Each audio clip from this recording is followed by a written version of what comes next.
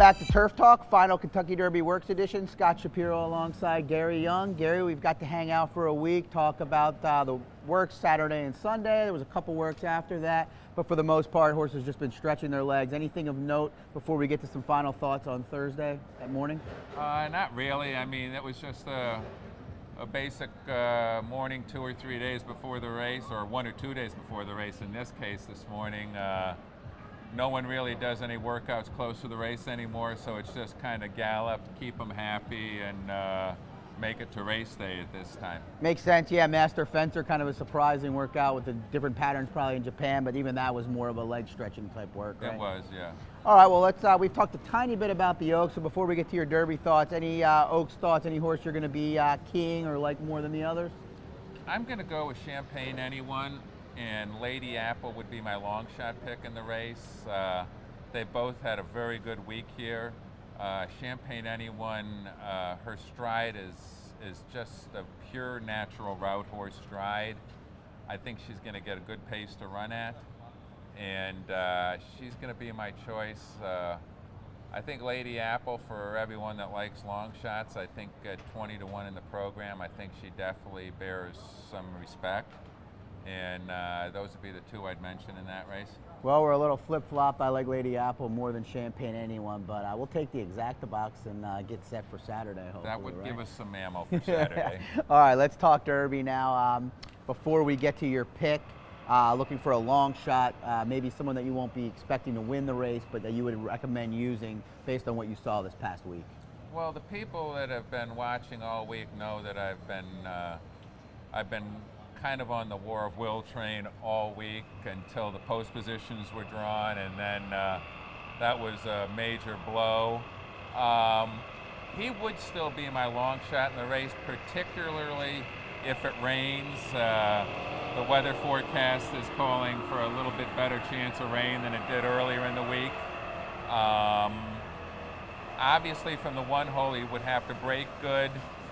They've made no secrets about them wanting to put this horse on the lead, and he'd have to break good, make the lead, and then come off the bridle and not pull. So those are a lot of ifs. A lot of ifs, right. But you're also looking at 20-1 on a horse that's trained very well here this week. Okay, yeah, it makes sense. I know you were high on his work, and certainly from the rail, it looks like he will have to go. Obviously, a lot will depend on the break. All right, put you on the spot a little bit here.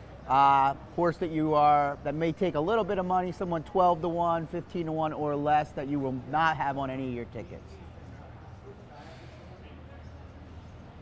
I don't know. I mean, I don't see deep closers really having a real meltdown in front of them this race, so I'd probably try to steer away from the downtown horses. Maybe Heikel or Country House. I think they might be up against it in the way the race shape is going to come up.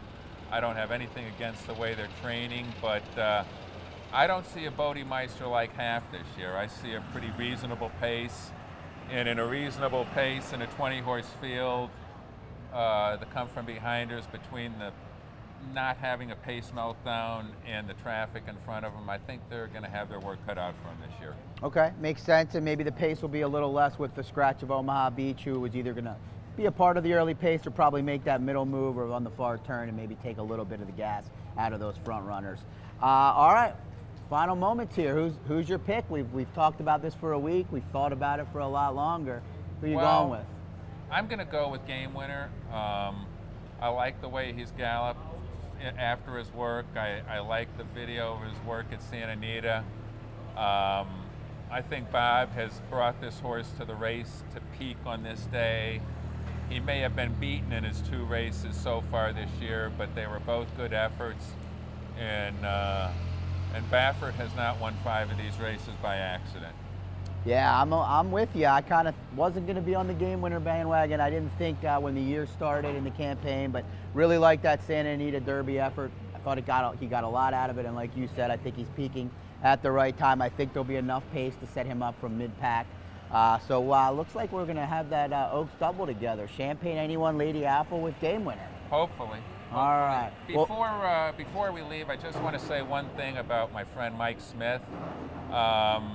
I was done golfing yesterday in Lexington, and I got a call, and I didn't know why Mike was calling me, and he told me, he said, I'm out. And I go, what do you mean you're out? He said, I'm out of the Derby.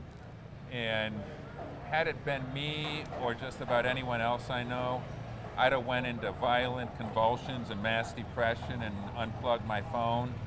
But Mike Smith instead went and represented at the Permanently Disabled Jockeys Foundation fundraiser last night, and I think that speaks volumes as to not only how much Mike cares about his fellow riders, but about what kind of person he was. I know I wouldn't have been able to do that if I was him, and I don't know many other people who would have. Kudos to Mike. Good cause, PDJF. Donate if you can. And yeah, Mike Smith, the consummate pro, and tough break for him, especially with the big choice he had to make, and then to have it turn out like this. But there'll be other days for Mike Smith, and he had a pretty good run last year with Justify. So definitely thanks for sharing that with us, and thanks for sharing the week with me. It's been fun. It has been fun.